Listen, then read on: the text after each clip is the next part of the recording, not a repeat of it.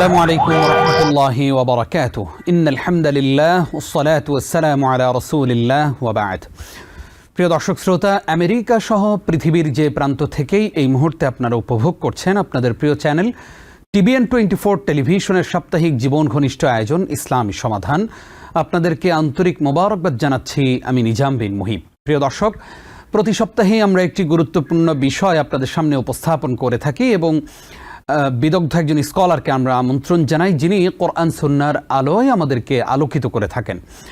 আজকেও আমরা আমন্ত্রণ জানিয়েছি আমাদের একজন প্রিয় স্কলারকে। চলুন শুরুতেই আজকের সম্মানিত অতিথি হিসেবে কে আমাদের সঙ্গে রয়েছেন সেই সম্মানিত অতিথির সঙ্গে আপনাদেরকে পরিচয় করিয়ে দিচ্ছি। আজকে আমাদের সঙ্গে যুক্ত হয়েছেন পৃথিবীর বাংলা ভাষাভাষী মানুষের কাছে যিনি অত্যন্ত জনপ্রিয় এবং যার কথাগুলো আমরা শুনতে স্বাচ্ছন্দ্য বোধ করি, যিনি কোরআন সুন্নাহর আলোকে কথা বলেন, নিজের মন গড়া কোনো কথা যিনি বলেন না। আমাদের প্রিয় একজন স্কলার আজকে আমাদের সঙ্গে আছেন। আমাদের সঙ্গে রয়েছেন প্রফেসর ডক্টর মোহাম্মদ মনজুর ইলাহি। আসসালামু আলাইকুম রহমতুল্লাহ।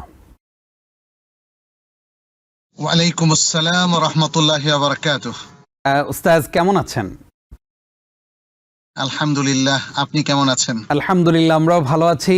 আপনাকে আজকে টিবিএন 24 এর এই জীবন ঘনিষ্ঠ আয়োজনে স্বাগত জানাচ্ছি। বারাকাল্লাহু ফিকুম। শেখ, আপনার প্রতি আমরা কৃতজ্ঞ এই জন্য যে আপনি অনেক ব্যস্ত এবং ব্যস্ততার মাঝে আজকে অনেক কষ্ট করে আমাদেরকে সময় দিচ্ছেন, সেই জন্য আপনার প্রতি আবারও কৃতজ্ঞতা প্রকাশ করছি। শুকরান। প্রিয় দর্শক, আজকে আমরা আমাদের প্রিয় স্কলারের কাছ থেকে যে বিষয়ে আলোচনা শুনবো তা হচ্ছে তাকওয়া অর্জনের উপায় কি। আমরা জানি তাকওয়া মানে হচ্ছে আল্লাহ ভীতি, আল্লাহ রাব্বুল আলামিনকে ভয় করব আমরা জীবনের প্রতিটি মুহূর্তে। প্রত্যেক মুহূর্তে আমি গুনাহ করার পূর্বে অন্তত যেন আমার অন্তর এই সাক্ষী দেয় যে আমাকে আর কেউ না দেখলেও শুধুমাত্র আল্লাহ রাব্বুল আলামিন কিন্তু আমাকে দেখছেন।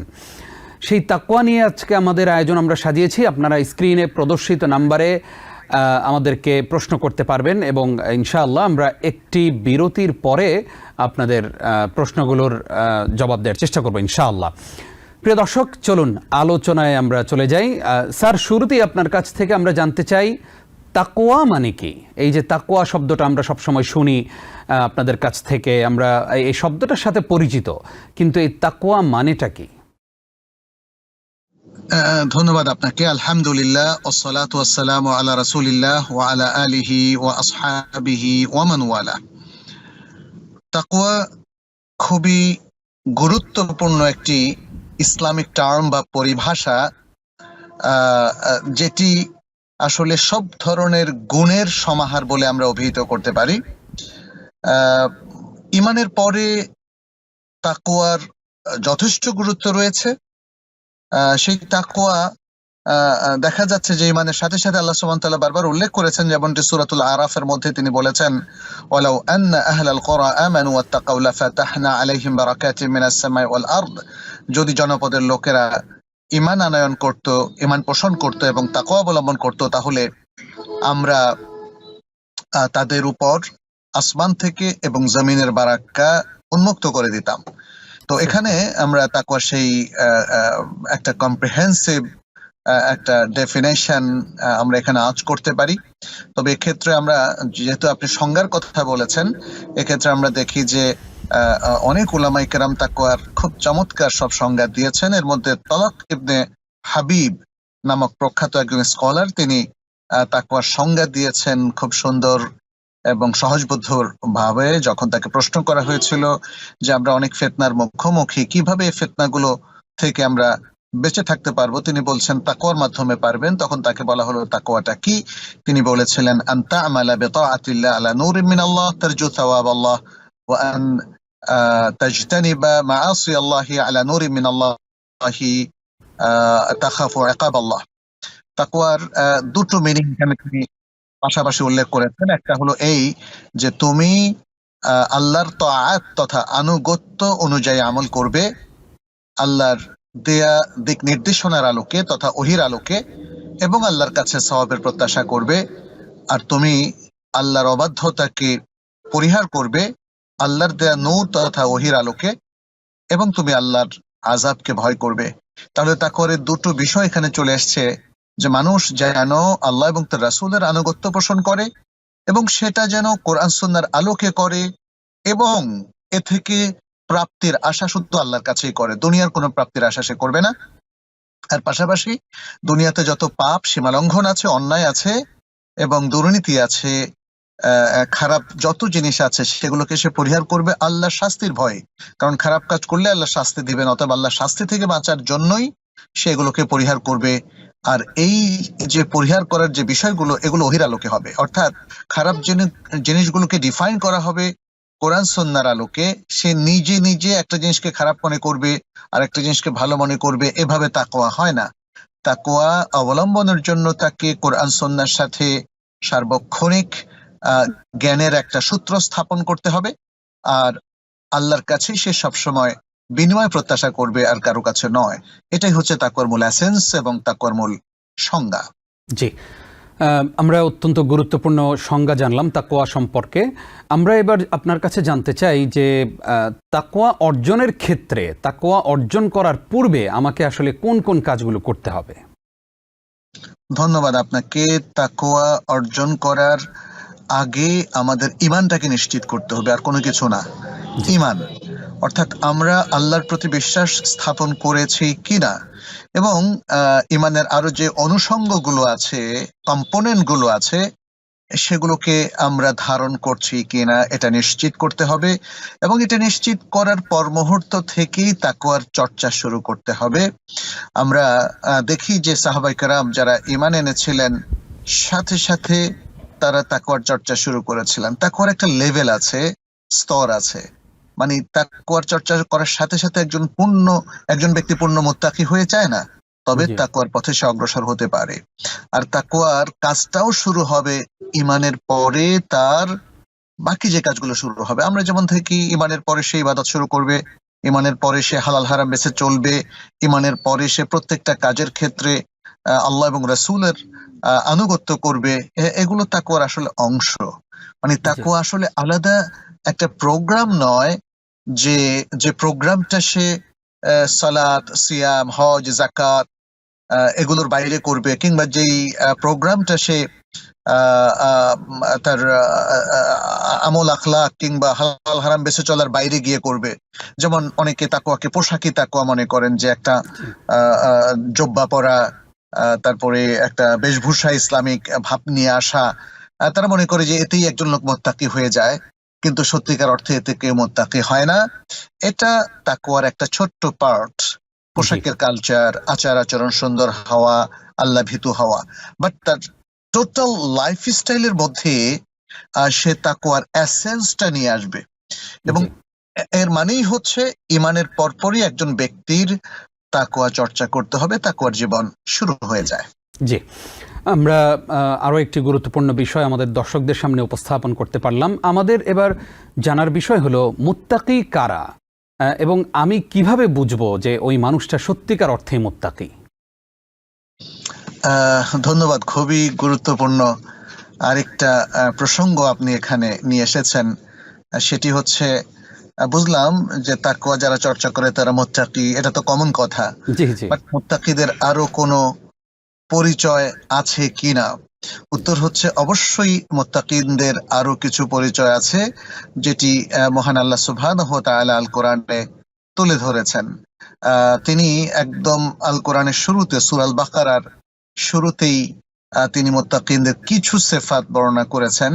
যেমন তিনি বলেছেন, যালিকাল কিতাবু লা রাইবা ফীহি হুদাল লিল মুত্তাকিন আল্লাযীনা ইউমিনুনা বিল গায়বি ওয়া ইউকিমুনাস সালাতা ওয়া মিম্মা রাযাকনাহুম ইউনফিকুন। এখানে তাদের তিনটা প্রধান বৈশিষ্ট্যের কথা বলা হয়েছে। একটা হচ্ছে এই যে মানে এর অর্থটা আমি একটু বলি। এটি এমন একটি গ্রন্থ যাতে কোনো সন্দেহ নেই, এবং এটি হলো মুত্তাকিনদের জন্য একটা গাইডেন্স। মুত্তাকিনদের জন্য একটা গাইডেন্স, যারা অদৃশ্যে বিশ্বাস করে, গায়েবে যারা বিশ্বাস করে, এবং যারা সালাত কায়েম করে, এবং তাদেরকে আল্লাহ সুবহানাহু ওয়া তাআলা বলছেন আমি তাদেরকে যে রিজিক দিয়েছি তা থেকে তারা ব্যয় করে। তো সুতরাং এটা হলো তাদের প্রধানতম তিনটা গুণাবলী। আর এর পাশাপাশি আমরা দেখি যে সূরা আল মুমিনুনের মধ্যে মুত্তাকিনদের আরো কিছু সিফাত তুলে ধরা হয়েছে।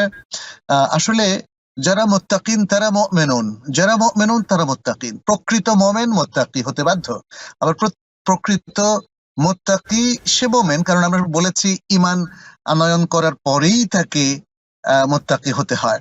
তো সেখানে আমরা দেখতে পাচ্ছি আল্লাহ সুবহানাহু ওয়া তাআলা সূরা আল মুমিনুন শুরুতে বলেছেন কাদ আফলাহাল মুমিনুন আল্লাযীনা হুম ফি সালাতিহিম খাশিউন। এভাবে তিনি বেশ 11 রাকাত পর্যন্ত বেশ কয়েকটা সিফাত সেখানে উল্লেখ করেছেন যে তারা তাদের সালাতে বিনয়ী, তারা যাকাত প্রদান করে, তারা তাদের আখলাককে সুন্দর রাখে, তারা স্ত্রী এবং তাদের বৈধ পত্নী ছাড়া আর কারোর সাথে মেলামেশা করে না, এবং তারা বিবাহ বহির্ভূত কোনো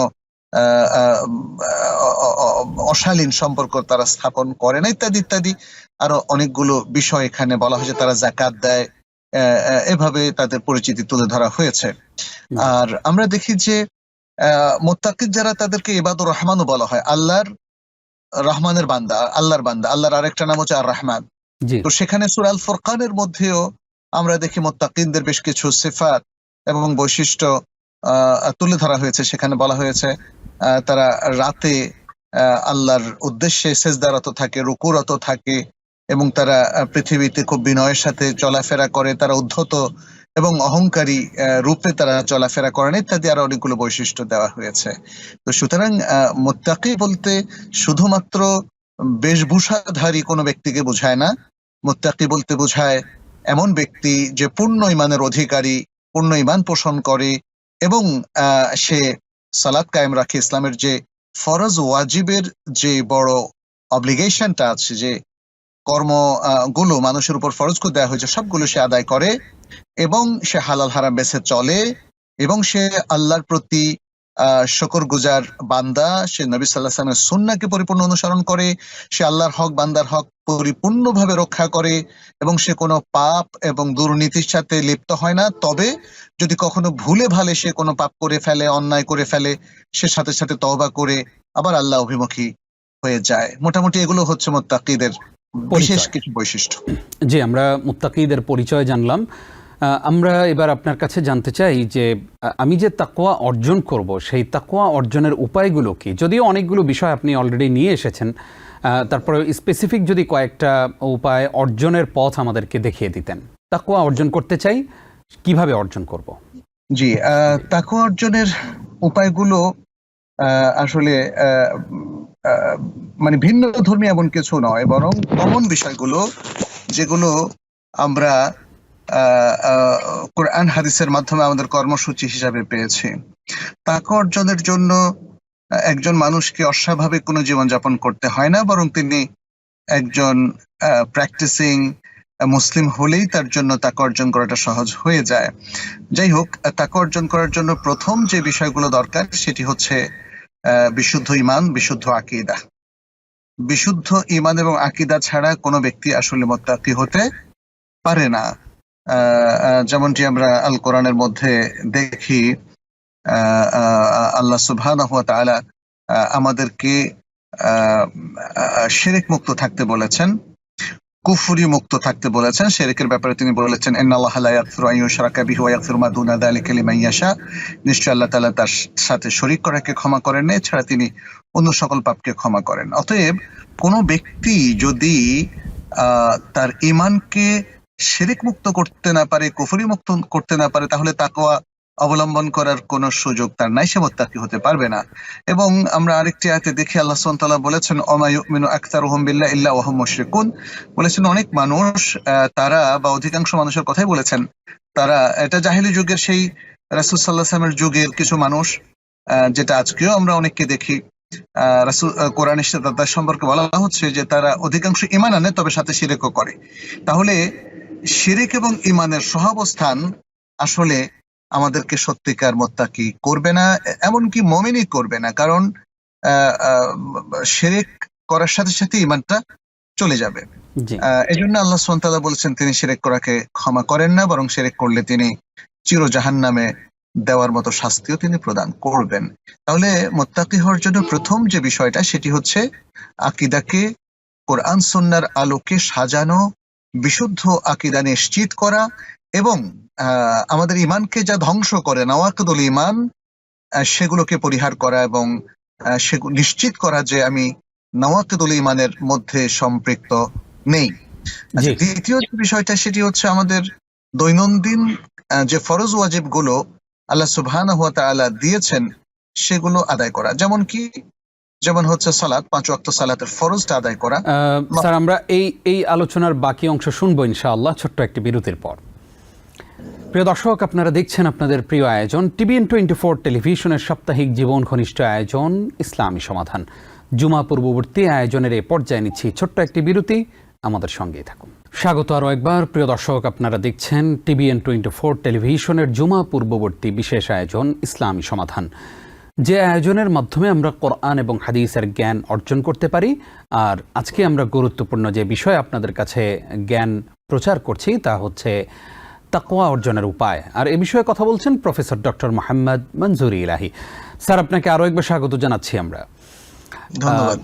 আমরা আপনার কাছে সালাতের মাধ্যমে তাকওয়া অর্জন করা যায় এবং আকীদা বিশুদ্ধতার মাধ্যমে তাকওয়া অর্জন করা যায় জানছিলাম। আমরা একটু জানতে চাই যে সালাতের মাধ্যমে ঠিক কিভাবে আমরা তাকওয়া অর্জন করতে পারি।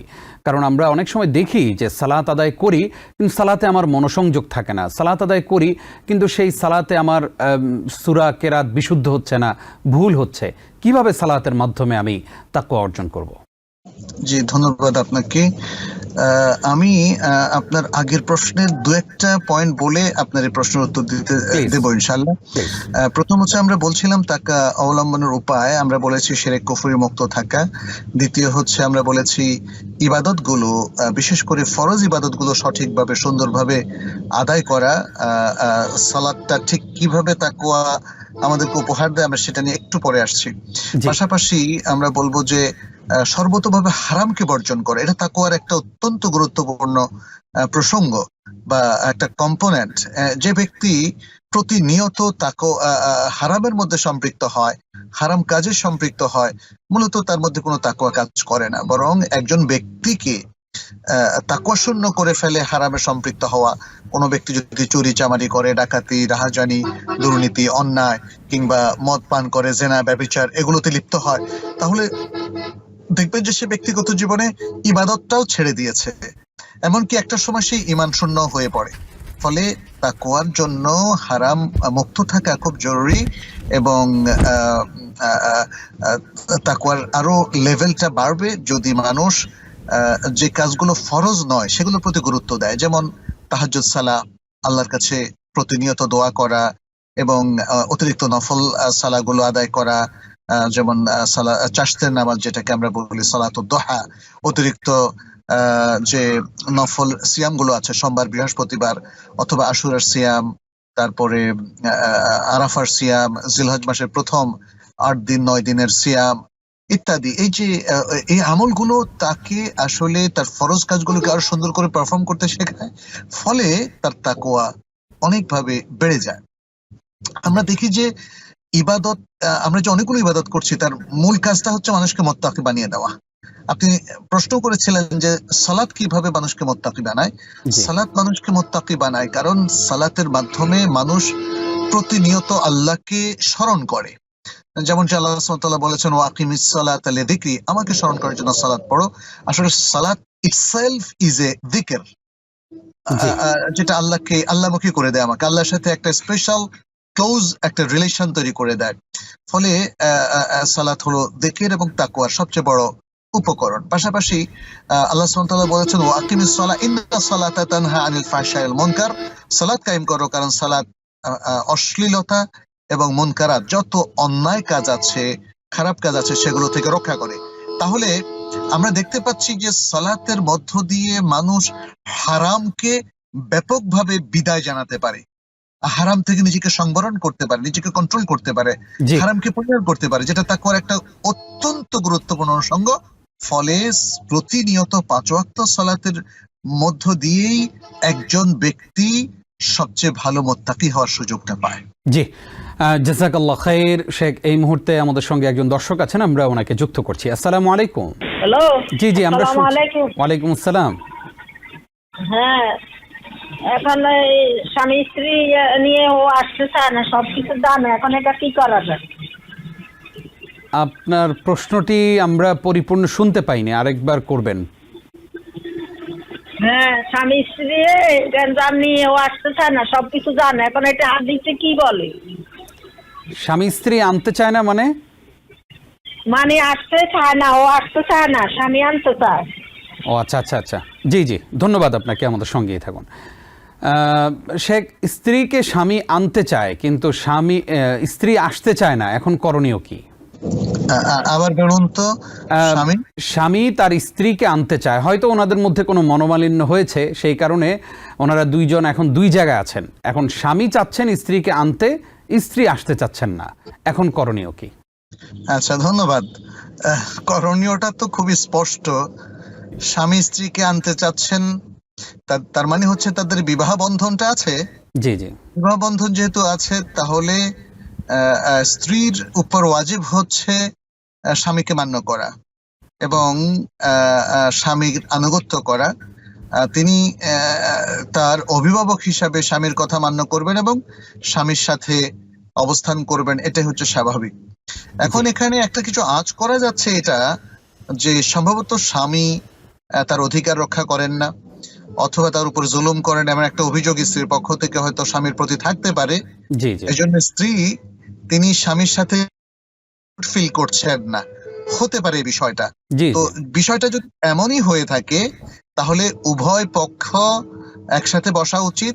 স্বামীর পক্ষ থেকে একজন, স্ত্রীর পক্ষ থেকে একজন, যেমনটি সূরা আল বাকারার মধ্যে আল্লাহ সুবহানাহু ওয়া তাআলা রেকমেন্ড করেছেন যে হাকামা মিন আহলিহি ওয়া হাকামা মিন আহলিহা, যে স্বামীর পক্ষ থেকে একজন হাকাম বা সালিস, স্ত্রীর পক্ষ থেকে একজন সালিস ব্যক্তি, তারা বসে তাদের দুজনের যে বাক বিসংবাদ আছে, তাদের যে প্রবলেম গুলো আছে, সেটা তারা মিটমাট করবেন। জি তো এটা হতে পারে। আর যদি তাদের আসলে এরকম কোনো প্রবলেম না থাকে যেটা মিটমাট করা লাগবে, জি তাহলে তো স্ত্রীর উপর ওয়াজিব হচ্ছে স্বামীকে মানে স্বামীর কথা শোনা এবং স্বামীর আনুগত্য করা। জি, আমরা উত্তর পেয়ে গেছি। আশা করছি আমাদের বোন বিষয়টি ক্লিয়ার হয়েছেন। এই মুহূর্তে আরো অনেক দর্শক আছেন, আমরা একজনকে যুক্ত করছি। আসসালামু আলাইকুম। ওয়ালাইকুম আসসালাম। আমি হারুন বলতেছি। জি জি বলুন। তো আমি অনেক সময় হয় কি 4 রাকাত নামাজে 2 রাকাত নামাজে অর্থ পরে দরুদ পরে তাশাহুদ করে দোয়া মাসুরা করে ফেলি। তারপর আমার খেয়ে সেই আমার তো 2য় রাকাত আমাকে তাশাহুদ করতে উঠতে হবে। ওই সময় আমি উঠে যাই আবার সকালে নামাজ শেষ করে আবার দরুদ তাতে হচ্ছে দরুদ এবং তাশাহুদ পড়ি। এটা কি হলে নাকি আমাকে শুদ্ধ দিতে হবে? জি জি, আপনি থাকুন আমাদের সঙ্গে, আমরা জবাব দিচ্ছি। শেখ, আমাদের ভাই প্রশ্ন করলেন যে উনি 4 রাকাত বিশিষ্ট সালাতে 2 রাকাতের বৈঠকেই উনি সবকিছু পড়ে ফেলেন। এক্ষেত্রে হঠাৎ করে ওনার মনে হয় যে আমি তো আসলে 2 রাকাত পড়লাম, আমি সবকিছু পড়লাম কেন? তো পরবর্তীতে উনি 4 রাকাত কমপ্লিট করেও পুরোটা পড়েন। এক্ষেত্রে কি ওনার সালাত হচ্ছে কিনা, না হলে করণীয় কি? এক্ষেত্রে ওনার সালাত শুদ্ধ, তবে তিনি যদি অতিরিক্ত সবকিছু পড়ার মানে হচ্ছে অতিরিক্ত টাইম নিয়েছেন। জি জি প্রথম বৈঠকে তিনি অনেকগুলো আমল করলেন, তার উচিত ছিল শুধু তাশাহুদ পড়া অথবা তাশাহুদের সাথে সর্বোচ্চ একটা দুরুদ পড়া। এই দুরুদের অতিরিক্ত যে টাইমটা তিনি এখানে ব্যয় করলেন, এটা তার অতিরিক্ত আমল হয়ে গিয়েছে। এই জন্য তাকে 2টো সাহু সেজদা করতে হবে। জি সাহু সেজদা করলে তার মানে সালাত পুরো শুদ্ধ হয়ে যাবে। এখন কথা হচ্ছে তিনি ইতিপূর্বে যদি সাহু সেজদা না করে সালাত শেষ করেন, সেক্ষেত্রে কি করণীয়? উত্তর হচ্ছে সেক্ষেত্রে তার সালাত শুদ্ধ, তাকে আর দোহরাতে হবে না। সাহু সেজদা যদি কোনো কারণে ভুলে কেউ মিস করেন বা না জানা থাকার কারণে মিস করেন, তাহলে তার সালাত শুদ্ধ, সালাতকে দোহরাতে হবে না। তবে সাধারণত সাহু সেজদার নিয়ম হচ্ছে সাহু সেজদাটা তার জন্য ওয়াজিব, এটা বাধ্যতামূলক। সাহু সেজদা করা উচিত হবে, যাতে তার সালাতের যে ত্রুটিটা ছিল সেই ত্রুটিটার মেকআপ হয়ে যায়। জি, আশা করছি আমাদের ভাই ক্লিয়ার হয়েছেন বিষয়টি। এই মুহূর্তে আরো একজন দর্শক আছেন। আসসালামু আলাইকুম। জি, ওয়ালাইকুম আসসালাম। বোন, প্রশ্ন করুন। জি হুজুর, আমার একটা প্রশ্ন ছিল, এটা যদি আপনাদের এই এর না, মানে আমার খুব জানার ইচ্ছে যে আমি যদি কোনো এই দেশে এখানকার কোনো চাইল্ড হসপিটালে বাচ্চাদেরকে আমার মানে সাহায্যের জন্য, অসুস্থতার জন্য জাকাতের কিছু পয়সা দেই, তাহলে কি সেটা আমার গ্রহণযোগ্য হবে না? যে বললে উপকৃত হব। আসসালামু জি। আলাইকুম। ওয়ালাইকুম আসসালাম। স্যার, নিশ্চয়ই প্রশ্নটি আপনি শুনেছেন। অন্য ধর্মের কাউকে যদি উনি ওনার জাকাতের অর্থ দেন বাচ্চাদেরকে, সেক্ষেত্রে ওনার জাকাত আদায় হবে কিনা?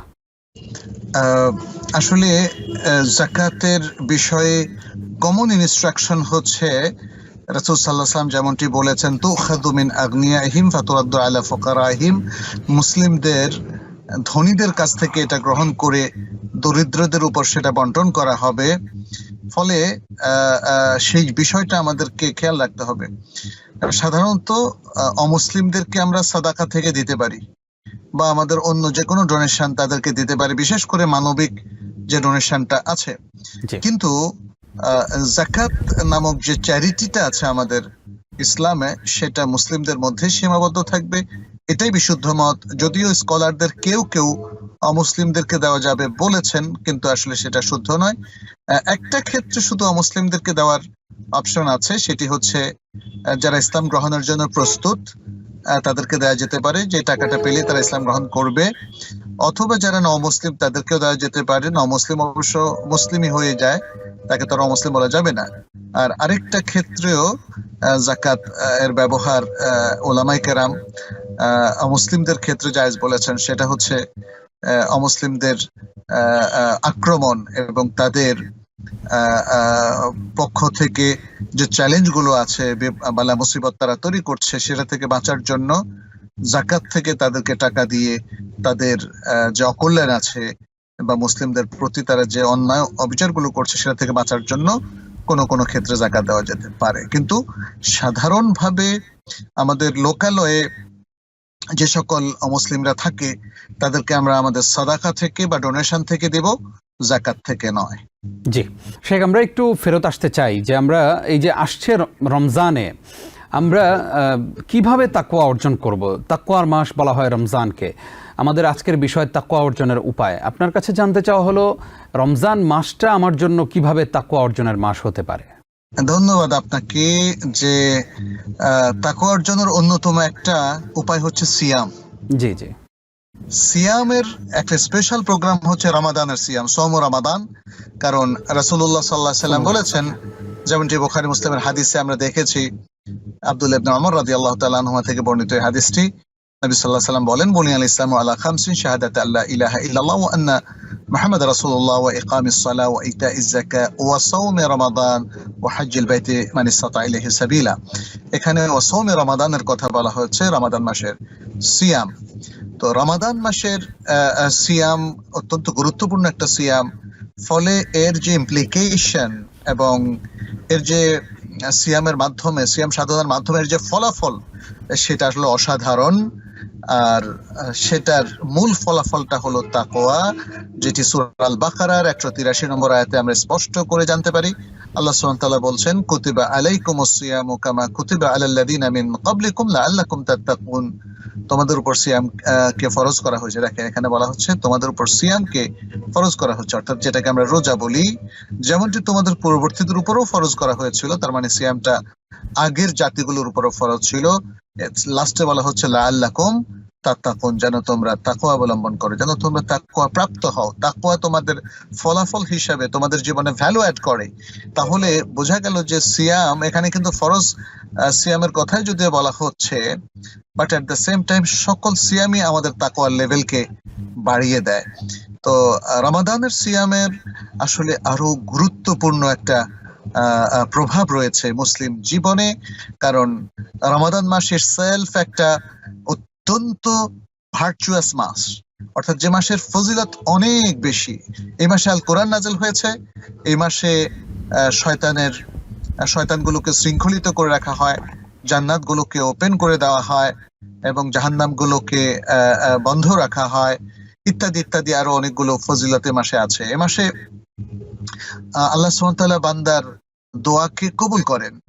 যেমনটি মুসনাদ ইমাম আহমদের একটা হাদিসের মধ্যে আমরা পাই, লিকুল্লি মুসলিমিন দাওয়াতুন মুস্তাজাবা ইয়াদউ বিহা ফি রমাদান।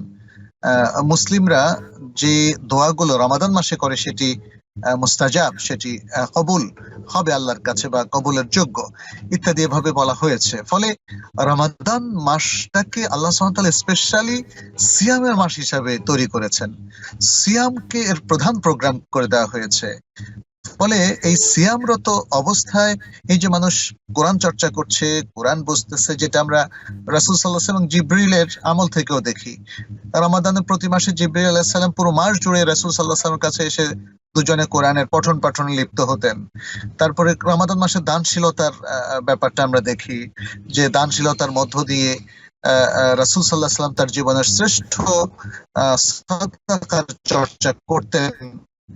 এবং বলা হয়েছে, যেটা আব্দুল্লাহ ইবনে আব্বাস রাদিয়াল্লাহু তাআলা হাদিস, এটি বুখারীতে এসেছে, যে কানা রাসূলুল্লাহ সাল্লাল্লাহু আলাইহি ওয়াসাল্লাম আজওয়াদান নাস বিল খায়র ওয়া কানা আজওয়াদ মা ইয়াকুনু ফি রমাদান। রাসূল সাল্লাল্লাহু আলাইহি ওয়াসাল্লাম মানুষের মধ্যে সবচেয়ে বেশি দানশীল ছিলেন এবং তিনি দানশীলতায় সবচেয়ে বেগবান ছিলেন তিনি রমাদান মাসে। তো রমাদান মাসে এই যে মানে ভালো ভালো কাজের বিশাল সমাহার, এটা মানুষের তাকওয়াকে শীর্ষে নিয়ে যায়। রমাদানের তাকওয়ার আরেকটা বড় কারণ হচ্ছে ইতিকাফ। আমরা জানি যে রমাদান ইটসেলফ হচ্ছে আল্লাহর সাথে সম্পর্কের বিশেষ একটা মানে প্রোগ্রাম, কিন্তু তার সাথে অ্যাড হয়ে গিয়েছে ইতিকাফ। রাসূল সাল্লাল্লাহু আলাইহি ওয়াসাল্লাম প্রত্যেক রমাদানে ইতিকাফে বসতেন। প্রথমে পুরো রমাদান জুড়ে ইতিকাফ করেছেন, শেষে পরের বছর তিনি সেটা 20 দিন ইতিকাফ করেছেন, এরপরে তিনি শেষ দশকে ইতিকাফ করতেন। রমাদান মাসের আরেকটা বড় বিশেষ ফজিলত হচ্ছে মাসে উমরা করা। ফলে এই উমরার মধ্য দিয়ে সুবহানাল্লাহ সুবহানাল্লাহ, মানে আমি তো বলে শেষ করতে পারছি না আসলে। মানে রমাদান তাকওয়ার মাস, আক্ষরিক অর্থে তাকওয়ার মাস। রমাদান মানুষের তাকওয়াকে আকাশচুম্বী করে ফেলে, কিন্তু রমাদানের এই যে স্কোপ গুলো আছে এগুলোকে অ্যাভেল করতে হবে, এই সুযোগগুলোকে গ্রহণ করতে হবে এবং রমাদানের সাথে অন্তরকে মিশিয়ে ফেলতে হবে। আল্লাহ সুবহানাহু ওয়া তাআলা যে প্রোগ্রামগুলো দিয়েছেন, এটা নেক নিয়তে অন্তরের সাথে ভালোবেসে এই প্রোগ্রামগুলোকে একাত্ম করে নিতে হবে। আপনি রাত জাগবেন, কিয়ামুল লাইল, তারাবি, তাহাজ্জুদ, আপনি সারাদিন ভর উপবাস ব্রত আছেন, কেন? সিয়ামের জন্য, আল্লাহকে সন্তুষ্ট করার জন্য। আর এই সিয়ামটা শুধু আল্লাহর জন্য, যার পুরস্কার তিনি নিজ হাতে দিবেন। এই যে বিষয়গুলো, এই যে তথ্যগুলো, এগুলো মাথায় নিতে হবে এবং আল্লাহর এই প্রোগ্রামের সাথে একাত্ম হয়ে যেতে হবে। রাসূল সাল্লাল্লাহু আলাইহি ওয়াসাল্লামের সিয়াম সাধনার পুরো আদর্শকে উজ্জীবিত ভাবে সেগুলোকে পরিপালন করতে হবে। তাহলে একজন ব্যক্তি জীবনের শ্রেষ্ঠ সময় কাটাবে রমাদানে এবং সবচেয়ে বড় মুত্তাকি হয়ে যাওয়ার একটা মহা সুযোগ সে লাভ করবে। আল্লাহু আকবার। তন্ময় হয়ে আপনার আলোচনা আমরা শুনছিলাম স্যার। আসলে আল্লাহ তাআলা যেন আমাদেরকে মুত্তাকি হওয়ার তৌফিক দান করেন, আমিন। এবং সেই সাথে আমরা আমাদের দর্শক শ্রোতাদেরকে বলবো যে আসছে রমজান মাসে আপনি যেন পরিপূর্ণভাবে ইবাদত করতে পারেন, সেই জন্য রমজানের আগেই রমজানের যত ব্যস্ততা রয়েছে সেগুলো শেষ করে ফেলেন। যত কেনাকাটা আছে, সেই সাথে যত ধরনের বিশেষ করে নফল সিয়াম রাখেন, হঠাৎ করে রমজানের সিয়াম পালন করতে গেলে হয়তো আপনার কষ্ট লাগবে, সেই জন্য এই মাসে শাবান মাসে কিছু নফল সিয়াম যদি আমরা রাখতে পারি তাহলে সেটা আমাদের জন্য সহজ হবে। আল্লাহ রাব্বুল আলামিন আমাদের প্রত্যেককে রমজান মাসটাকে এমনভাবে কাটানোর তৌফিক দান করে যেন আমরা মুত্তাকি হয়ে আল্লাহর কাছে উপস্থিত হতে পারি। আল্লাহুম্মা আমিন। শেখ, আপনি অনেক গুরুত্বপূর্ণ তথ্য আজকে আমাদের সঙ্গে শেয়ার করেছেন। আমরা তন্ময় হয়ে আলোচনা শুনছিলাম, কিন্তু সময় বলছে আমাদেরকে বিদায় নিতে হবে। সময় পেলে আরও কিছুক্ষণ শুনতে পেলে আমাদের খুবই ভালো লাগতো এবং উপকৃত হতাম। ইনশাআল্লাহ আল্লাহ রাব্বুল আলামিন হায়াতে বাঁচিয়ে রাখলে আগামী পর্বে আপনার কাছ থেকে আমরা মন ভরে আলোচনা শুনব। আল্লাহ তাআলা আপনাকে সুস্থ রাখুন, নিরাপদে রাখুন। কষ্ট করে আমাদেরকে আজকে সময় দেওয়ার জন্য আপনাকে ধন্যবাদ জানাচ্ছি। প্রিয় দর্শক, এতক্ষণ যারা আমাদের সঙ্গে ছিলেন আপনাদেরকেও ধন্যবাদ জানিয়ে শেষ করছি আজকের আয়োজন। আগামী পর্ব দেখবেন সেই প্রত্যাশায় বিদায় নিচ্ছি। আমি নিজাম বিন মুহিব। হাযা মা ইনদি ওয়াল ইলমু ইনদাল্লাহ। আসসালামু আলাইকুম ওয়া রাহমাতুল্লাহ। وما أرسلنا من قبلك إلا رجالا نوحي إليهم فاسألوا أهل الذكر إن كنتم لا تعلمون। TBN 24 টেলিভিশন দেখতে আজই কল করুন 7187776556। লগ ইন করুন www.totalcablebd.com। নিউ ইয়র্ক থেকে সম্প্রচারিত TBN 24 টেলিভিশন বিশ্বজুড়ে বাঙালির কণ্ঠস্বর।